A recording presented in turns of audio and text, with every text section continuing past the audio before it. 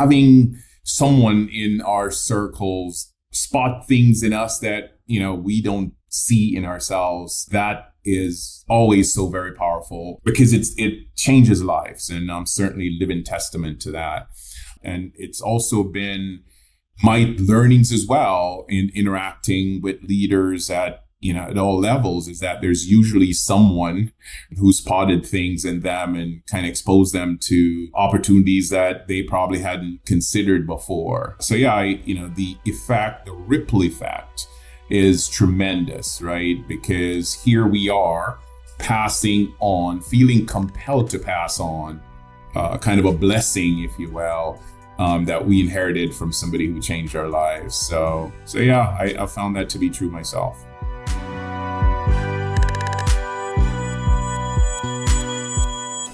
All right, Devon, I'm excited to have you in the studio for this iteration of Amplify, the Leadership Student 2.0 podcast.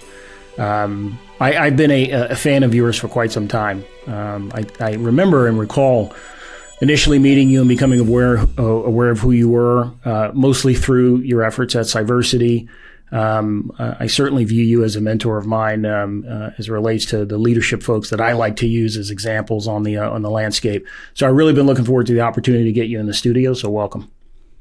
Yeah, thanks so much for having me, MK. And honored and humbled that you would consider me a mentor. So great to be here. Great. No, it's an easy honorific to place on you. I think that you do more than. We're going to jump into the mentoring topic, I think, a little later in the conversation. I wanted to jump right in around what I think is an interesting change in leadership related to all of the smoke, if you will, around the idea of remote work. I think in 2020, when we were all pushed to the edges and started remote work, and what is today a combination of hybrid work and some companies asking their employees to come back full time to the office, I do believe the dynamics of leadership changed significantly with leading remote teams. And I'm wondering what your experience has been and what you think about the changes in the nature of team building exercises, and how you actually accomplish building better teams in a remote environment. Like what your thoughts have been on that and what your experience was over the past, 2 or 3 years or so. So it's a great question, MK. And I think among the many salient lessons from COVID, right, is that work is something you do. It's not somewhere you go, right? And so, certainly from a remote work perspective, from, building teams by giving people meaningful work and allowing them to do what they do best, as a leader, is certainly something that, we cannot lose sight of, right? So team building, I think there are a number of,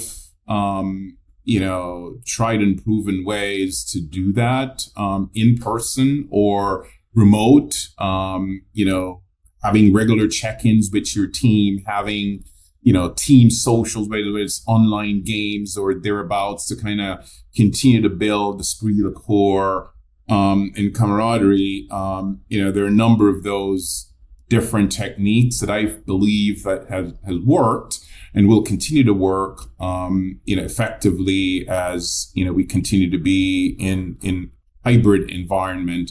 So leaders just have to be intentional about making sure that we are focused on team chemistry, team dynamics, and that esprit de corps, camaraderie, can be achieved in a hybrid environment with the right focus and the right intentionality, and not just let it happen happenstance, right? There has to be a focus and concerted effort and time set aside to focus on team building in a remote hybrid work environment. Would you say it's fair to say that leaders have to actually be quite a bit more engaged with remote teams? In other words, scheduling time to meet with folks, scheduling time for team interactions, and then trying to figure out how you're going to build that cohesion at a distance? Yes. So that's definitely part of the intentionality that I implied, right? So yes, I would agree that there has to be an intentional focus. The water cooler conversations don't happen when folks are remote, right? So how do you bring that virtual water cooler into the work environment when it's hybrid, when it's remote, right? So creating space for employees to collaborate formally, informally, socially, and thereabouts is certainly a core part of what, as leaders, we have to be very intentional about and setting up time and space to focus on. Any thoughts on the hard conversations that I think oftentimes are best suited for in-person interaction? If you have a underperforming employee, having a conversation about work performance, improving your skills, maybe even, going as far as putting folks on PIPs and things like that can be super challenging, I think, at a distance. I've always believed those conversations are best had one-on-one, face-to-face, because there's a lot of context you can derive out of face-to-face interactions in moments like that. Have you had any experience dealing with sort of underperformance, maybe how it is that you both gauge that and how it is that you get folks on the right track in a remote environment? Yeah. So the approach, as you said, it's certainly best delivered in person, but if it cannot be, right, then you have to leverage whatever the resources, delivery mechanisms are that are at your disposal, right? And so, it certainly feels a lot less human-centric having to have those kinds of difficult conversations virtually. But if they need to be done, then, you've got to deliver them, right? And deliver them sooner rather than later too, which is a factor because, in a remote work environment, especially if you have international employees and having to deliver that message, could take time to organize around employee travel and all that good stuff and calendars. But yeah, I mean, it's, I would definitely agree that it's best delivered in person. And if the facilities allow for that and timing allows for that, then most certainly that would be my preference as well. At the same point in time, I think if it, has to be done and, and virtually is the best option for any of the reasons that we just touched on, then, less effective, less humane, but nonetheless, it has to be done. So yeah, I've had, to your question, experiences having to deliver difficult messages, since COVID, during COVID, virtually and in person. My preference would be to do it when, folks are physically in the same space, but that doesn't always work out.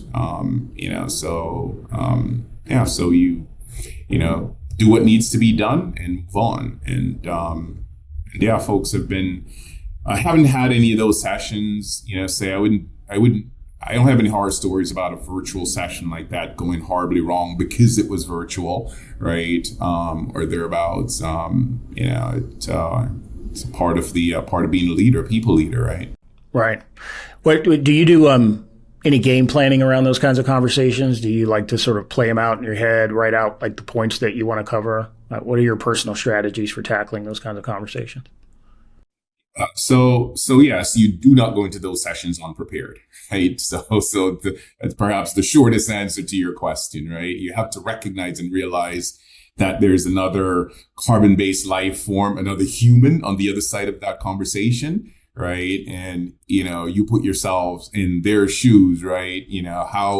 How would you want to receive a message like that, right? And so you certainly game plan it, role play it. What are some of the immediate questions they were going to want to know? What are the additional context they're going to know and all that?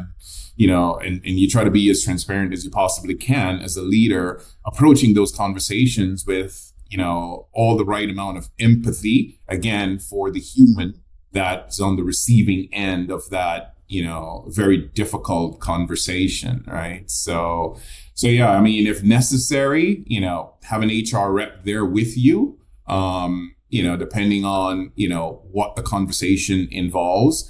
But yeah, those are not conversations you go into unprepared. Yeah, not without some deep planning and maybe even thinking proactively about the types of questions that might be asked so that you're at the ready with some examples and answers. Hey, I want to switch gears to something I know is near and dear to you. Kind of the subject of mentoring, but really, I get a lot of outreach from folks who are not necessarily new in their career path, but they're wondering how they get their start in leadership. How do you get the tap on the shoulder for the first opportunity to actually lead something? I know that folks reach out to you as well. What kind of advice do you give to young, aspiring leaders who maybe haven't had that first opportunity to lead, but are just trying to figure out if they're doing all the things that they need to be doing in order to profile themselves as people who are ready for that new opportunity? Yeah. So a great question, right? It's, what prepares you for leadership, right? I guess it's a philosophical question, but, we unpack that. I think, certainly being, being very self-aware, right? And being very honest with yourself and your capabilities and where you are along your journey helps tremendously. So that starts, that's where it all starts, right? Honest assessment of where you are in your personal, journey. As they always say in our profession, the best job you have is the one that you're currently in. You execute that to the best of your abilities. You certainly look to grow in that, in that trade craft, to learn as much as you can, in about the current role and while you're in the current role. So that, honest self-assessment, inventory, right? Honest inventory of your skills. Certainly make sure that, if the tap doesn't come, and the tap will not always come, right? So that there might be a little bit of a fallacy in that your head down, you do great work and you continue to do great work, the tap will come someday. That's certainly one approach, but you also have to make yourself visible and make your interests known, to leadership. Don't just assume that, everybody, in a leadership role, is always kind of sort of, we should be doing the inventory to see where folks are and doing our best to uplift them and create new opportunities for them. But at the same point in time, folks should really take the onus, take charge of their own career, their own destinies, and make their interests known to leadership. That, hey, I've been here grinding for however many years. I feel that I am very capable of taking on additional responsibility. Do please keep me in mind for other roles that may open up. I think that's a conversation we should always be having as professionals, right? As practitioners. But again, my strongest advice is always to develop mastery of your current trade craft, right? Conduct that honest assessment of your capabilities. Don't just raise your hand because you think it's cool to do and it's going to look good on you to have manager or director on your title, when after doing that assessment that, your EQ isn't where it is, right? You're not emotionally intelligent, you can't, you don't have the necessary skills that rounds you out to be a leader of people, right? So, do that honest assessment, do the skills inventory, make sure you're developing mastery of where you are. And then, as I said previously, the tap may not always come. Sometimes you have to do your own tap in by saying, hey, boss, I think I'm ready for something bigger. Look at my track record. Look at my demonstrated, accomplishments, right? Look at my body of work. I think I can take on more. I think I'm ready for the next level. And sometimes you have to do your own tapping.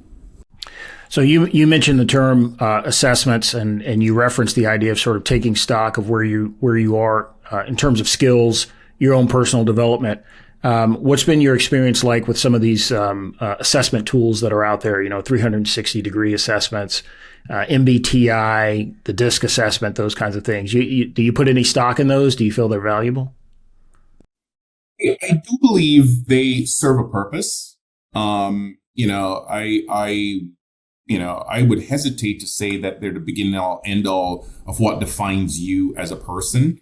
You'll find that, you have these leadership assessments, and okay, you might come out as a D or a C, or, thereabouts being directive or, controlling or coach. But, as leaders, our leadership styles have to be dynamic, right? Has to be dynamic depending on what the situation calls for, right? So I think those assessments play a role, but they cannot and shouldn't be the big and all end all of, what defines you. And, if the 360 assessment can give you invaluable insight into how you're showing up to your peers, to leaders, to your teams, right? Same point in time, we think about the temporal nature of some of those assessments, right? They're conducted point in time. If you had a negative interaction with somebody right before they took that, did that assessment on you, guess what the results will show, right? But nonetheless, I think, by the law of averages, there ought to be some interesting insights and takeaways from stuff like a 360, as it gives the outside in perspective on you. The others you mentioned, MBTI, DISC, all those, again, they do have a role, but I wouldn't say that, as practitioners, we latch on to the results of those and say, oh my gosh, I'm a D, right? Or whatever, right? So, but they do play a role. So I wouldn't diminish, what they bring to the table. I would say take it in context, use it in context, and strip everything else. So my personal experience with those assessments has been that, so one factor that I know I've had to pay attention to throughout the entirety of my career, actually, since I was very young and in college at Annapolis and during my early days in the Marine Corps, is that folks have oftentimes, especially people who don't know me well, assessed me as being very serious, like very sort of like stoic, come into the room, hard to sort of figure me out. And I think the first time I saw that, it was a little bit of a blind spot for me. So I had to kind of take it for what it was. And ever since sort of realizing that, I take that with me in terms of my interactions, especially with new people that I'm meeting. And I'll be fully transparent. I still don't, I don't hit the mark 100% of the time. Sometimes I revert back to what is my nature, which is to be a bit stoic and sort of straight-faced, going into interactions with people. And sometimes it can be a little, off-putting. So I'm aware of that. As a point of character analysis. Is there anything for you sort of that you have to sort of be mindful of when going in interactions, especially with new people, maybe new teams? How do you think you're viewed when you enter the room? I have a phrase I like to spout to people, which is know who you are before you enter the room. What do you know about yourself before you enter the room? That's a good one. I think the perception that I've heard is that I can come across as being a little bit arrogant. So a little bit arrogant. You're a smart guy. Come on. A little bit arrogant, a little bit unapproachable. So which kind of boggles my mind, but nonetheless. Yeah, so being mindful of the arrogance piece, right? I try to be to be mindful of showing up confident, but not too confident. Do you see what I'm saying? Yeah. So yeah, that's that one, certainly I've heard. That especially from football, of course, it's like before you enter the room, right? So folks who don't know you, it's like, how are you going to be perceived? So yeah. I want to switch to a topic that's important, I think, to both of us, and that's the subject of mentoring. Again, I know you do quite a bit of it on your own. I do quite a bit in the space that I operate in. You come across to me as a natural mentor. To folks. Has that always come naturally to you, or is that something that you feel like you've had to develop into in terms of being able to be in a position to offer advice and counsel to folks as you see them sort of sprinting up the ladder in their careers? So I was a middle child. So I had younger brothers I had to look out for, right? Raised by a single mom, and she made sure that, we were our brother's keepers, right? So, I could say that, the intentionality that I have always shown in terms of, community service and caring probably dates back to the early lessons from mom, right? Where her expectations was that the older brothers would look after the younger brothers, right? So I see that as being, my call to mentorship, my call to service, and she was a community activist in her own right, has roots in those early lessons that, mom instilled in me. I'd also say my time in the service, active duty Air Force for 11 years, among the 3 Air Force core values, service before self, right, as the second, resonated, and certainly stuck with me, throughout my time in the military and thereafter. So the call to service extends naturally to mentoring. I do not profess to go into any mentoring arrangement with all the answers, but I'll certainly always make myself available to share as much as I can, to folks I interact with, if it could make their lives just a little bit easier. In addition to, my early lessons from my mom, I was also mentored at a very young age and wouldn't be where I am if I didn't have somebody who looked nothing like me stepped into my life when I was like 12 years old.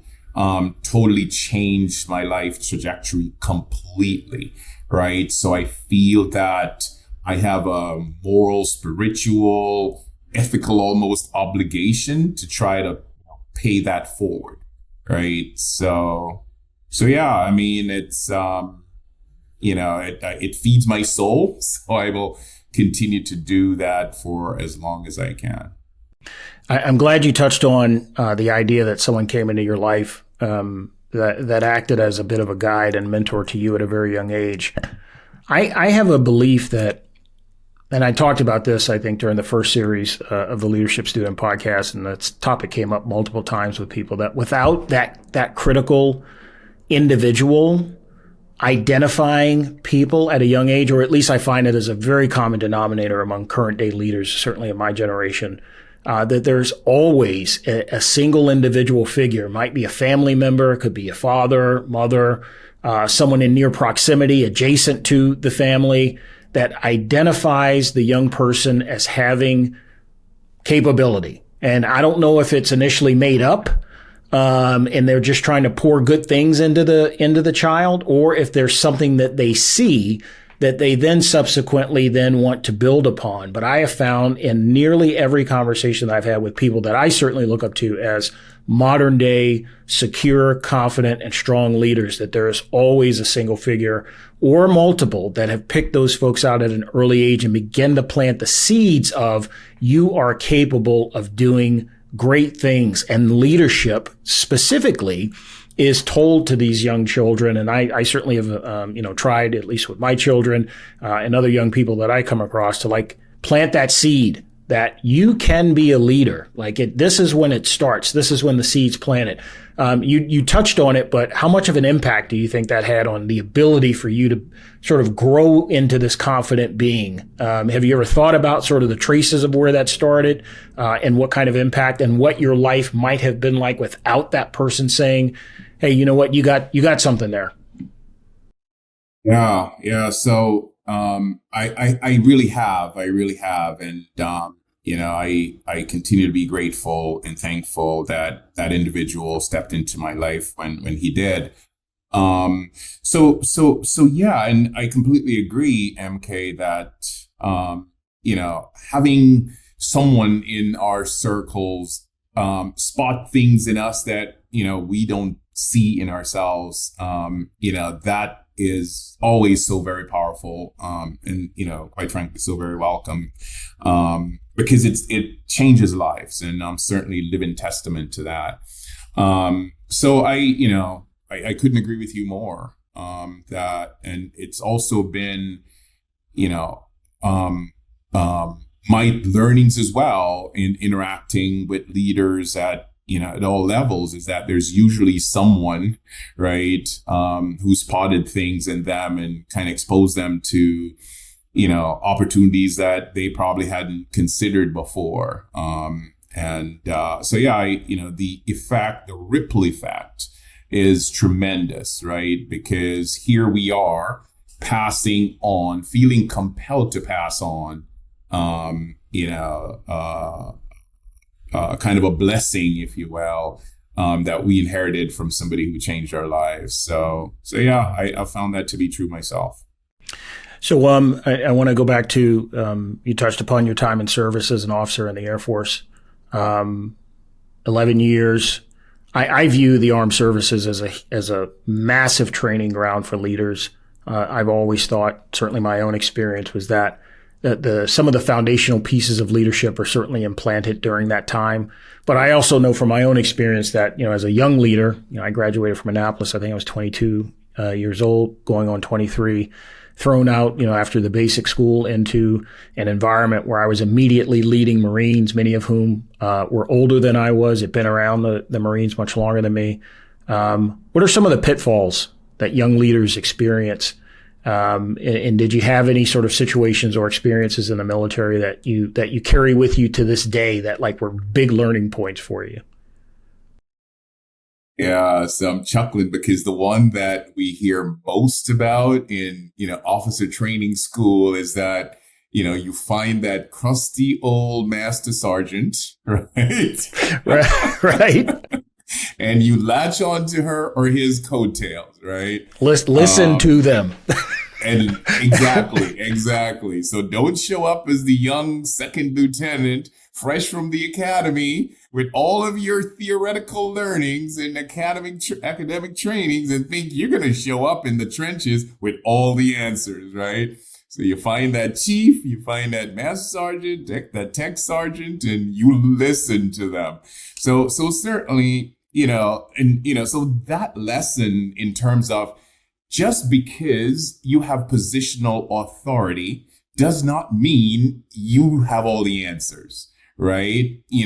That lesson, and lessons associated with that certainly transcends well to corporate environments as well, right? You show up as global CISO, right? You listen to the person that's been there 20 something years, because they know where all the skeletons are buried. They know where all the landmines are, right? You don't show up with all the answers, especially on day one, right? And, we've seen CISOs who've done that, who've had their careers cut very, very short because, they believe that, their position, essentially makes them guru for all things, corporate. When they're brand new to the organizations, they don't understand the business. They don't understand the relationships. They don't understand, the key intricacies of what it takes to be successful in those organizations. And, and that's just a recipe for disaster. So that would be, my long-winded response to your simple question. Great answer. I appreciate that. Since you touched on it, let's talk about the Chief Information Security Officer. I've been paying attention to CISO roles. I've only been a field CISO in my multiple roles now in the private sector, but I've been paying attention to the CISO role, certainly as an outsider, looking at the growth of the position, the relative impact to business, how that's changed over time.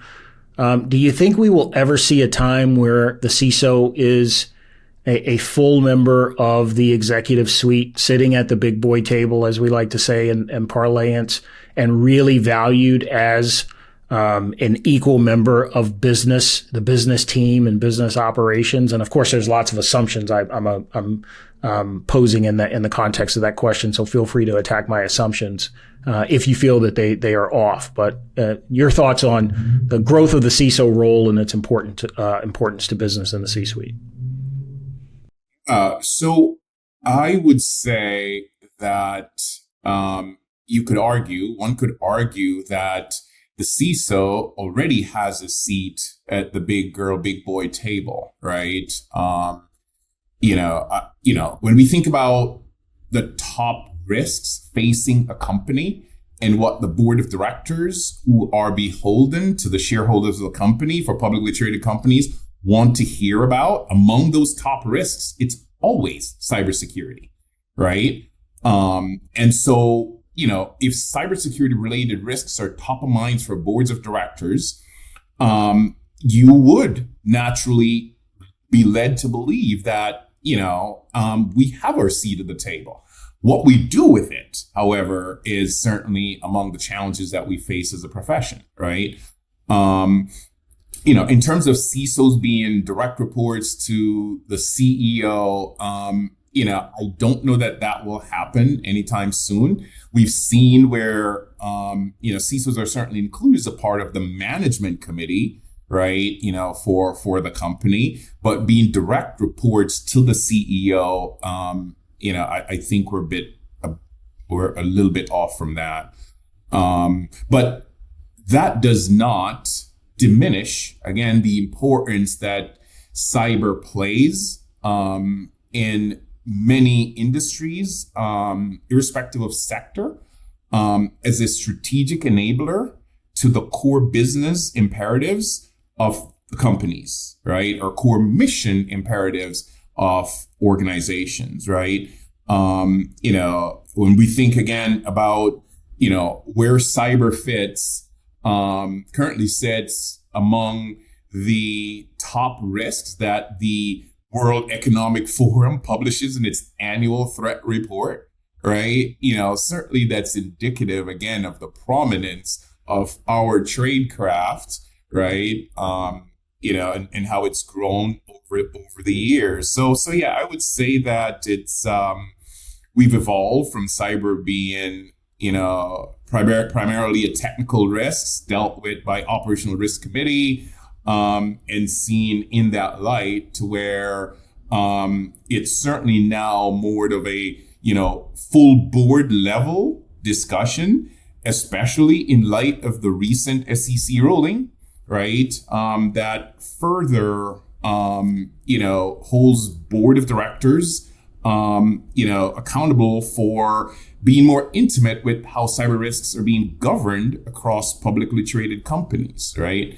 So yeah, MK, I would say that much has changed over the years in terms of the prominence, the significance of the role, and its seat at the table. I think among the challenges that we face as practitioners is how do we really use that seat at the table, to further, our mission imperatives, right? Our strategic objectives. So yeah, that would be yours.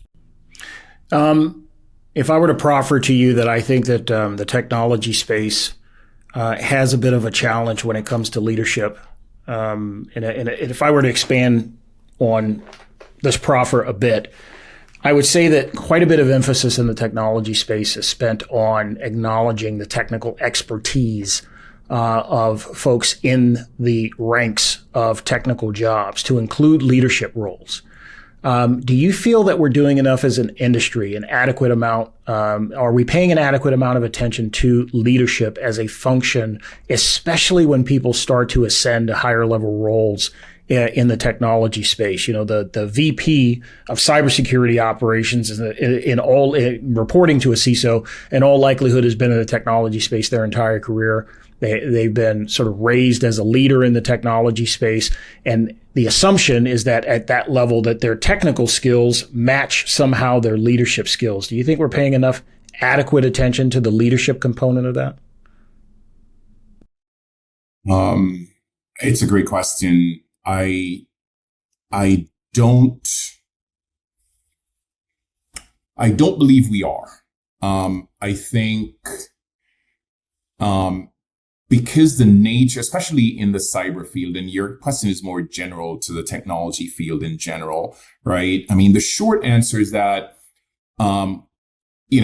we have superbly talented technologists, and certainly superbly talented cyber practitioners. Though the skills and attributes that make them superbly talented techies or, cyber gurus does not necessarily make them great people leaders. Do you see what I'm saying? And I think, to your point, companies tend to conflate the two, right? Because they're so phenomenal and they're so talented and they're driving so much technical transformation, let's just give them the entire organization to run, right? And that doesn't always work, right? Goes back to your opening question, right? Do that skills assessment, do that self-awareness assessment, do that skills assessment.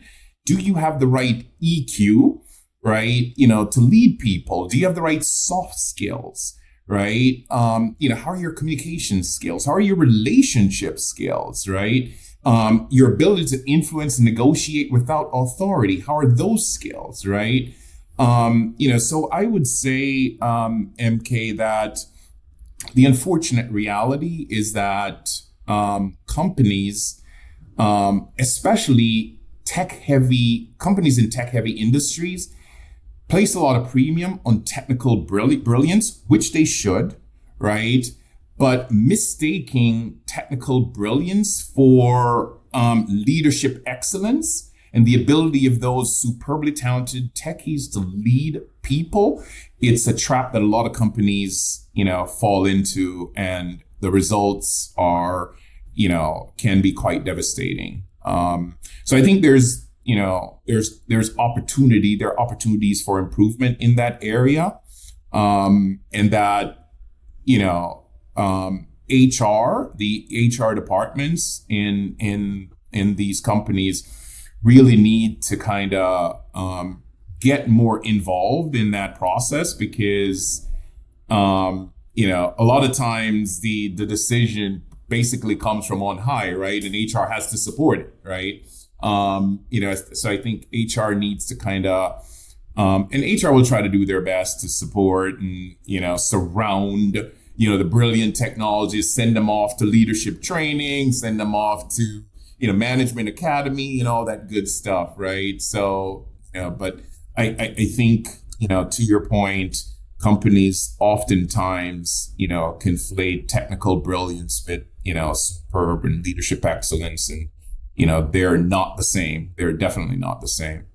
It's interesting, if I may share a story, because I owe my career to a former Navy captain in Dan Gaelic, who stepped in as the Chief Information Security Officer at the IRS at the time.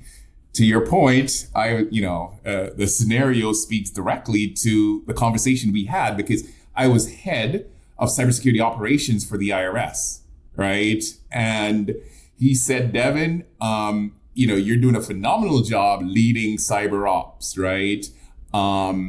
Is this what you want to continue to do? Do you want to continue to be on the technical track, or would you like to grow in leadership and start leading the FISMA program, right? Which is essentially major stepping stone towards replacing him at some point, right? As CISO. And back then it was the Federal Information Security Management Act that was basically going to be overseeing the IRS's compliance initiatives to achieve, FISMA, a FISMA score.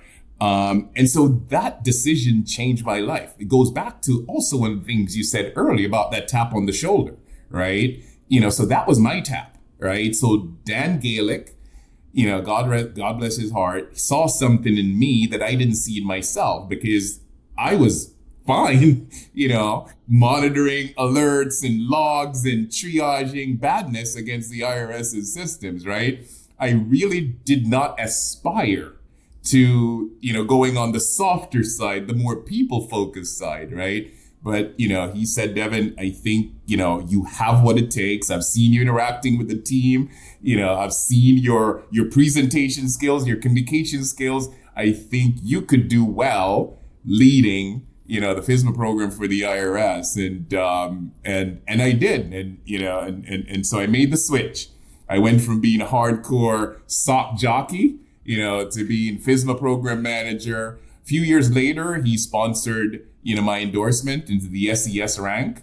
So I became a member of the senior executive service under his leadership and eventually deputy CISO for the IRS, thanks to Dan Gaelic. But I wouldn't be where I am today had it not been for that tap at that time that took me out of, being the SOC jockey, to being, FISMA program lead and eventually the deputy CISO for the IRS. That's a great story around the opportunity to pivot, which I'm sure for you was transformational and likely put you on the trajectory that you've been on. And for folks who don't know, I'm sure they'll look up your background as they're listening to this. CISO many times over, and from a profile standpoint, have been with some major organizations. And so we appreciate that kind of insight. The last topic that I want to talk to you about is one that, again, is an area that I'm just really impressed with. And as we get into the topic, I'm sure that others will be impressed with as well. I meet a lot of people who are passionate about things and talk about starting nonprofits. I come across people all the time. They're like, I love this part of, how I show up in the space. I'm going to start a nonprofit. You've done that, my friend. I've seen the receipts and footprint all over the work that we have both done for an organization called CyberSecurity. You were one of the key founders and the individual responsible for driving a lot of the administrative aspects of launching that nonprofit. Talk a little bit about what you felt about the passion of that topic, so much so that it drove you to want to start a nonprofit. And how do you think about this nonprofit now that it's 10 years in terms of its evolution? Yeah. So first of all, thank you so very much, MK, for stepping into leading the organization, for the tremendous job that you and Sharon Burgess have been doing in moving the organization forward. So I am totally indebted, to you and expressing my thanks, not on behalf of myself, but on behalf of all the lives that your work and Sharon's work have changed based on the programs that you're leading for CyberSecurity. So thank you, a very heartfelt thank you.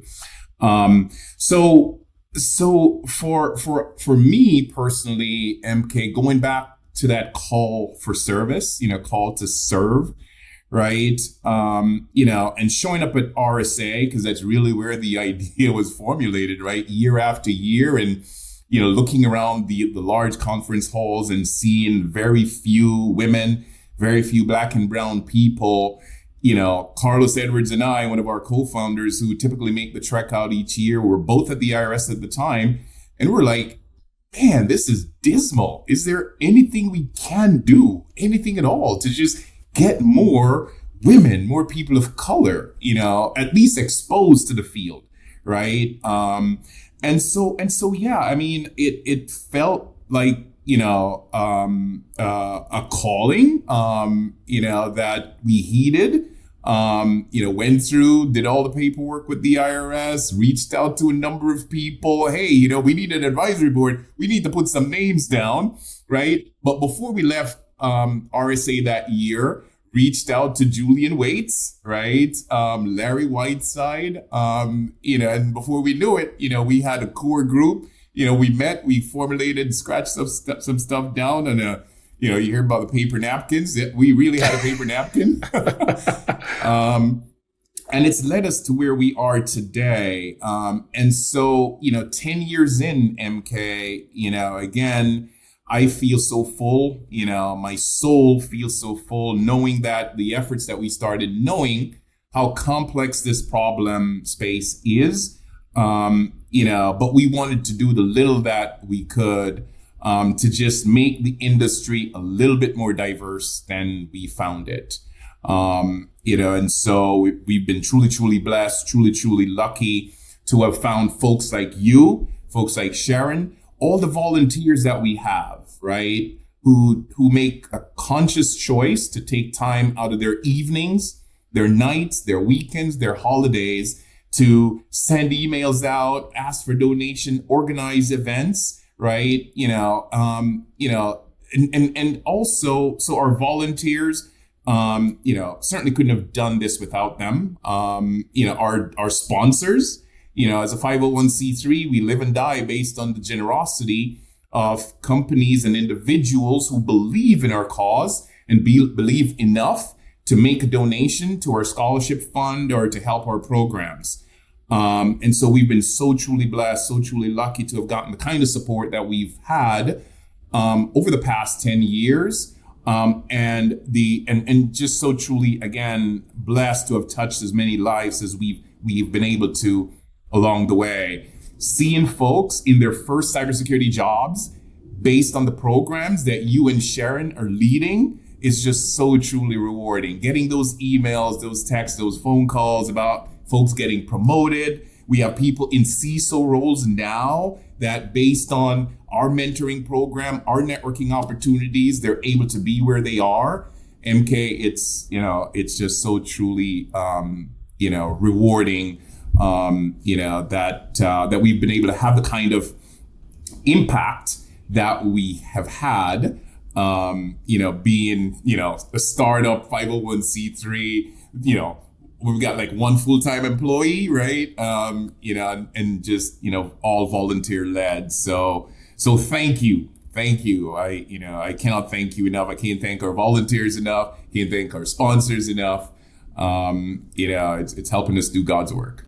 Well, thank you. And to the rest of the founders for the vision that you all had in terms of generating and starting an organization like that. And like you have noted, I think it's been impactful in people's lives in our industry and hopefully has helped move the needle a little bit on an industry that I think desperately needs support in filling out robust and thriving cybersecurity careers. So thank you for the work that you've done in that space. Thank you for listening to Amplified, the Leadership Student 2.0 podcast. If you're ready to elevate your personal leadership and drive your team's success, connect with Apogee Global RMS for custom coaching and development solutions. And be sure to subscribe to the podcast so you never miss an episode of impactful personal leadership strategies. Until next time, keep leading with purpose and empowering those around you. Together, we'll amplify your success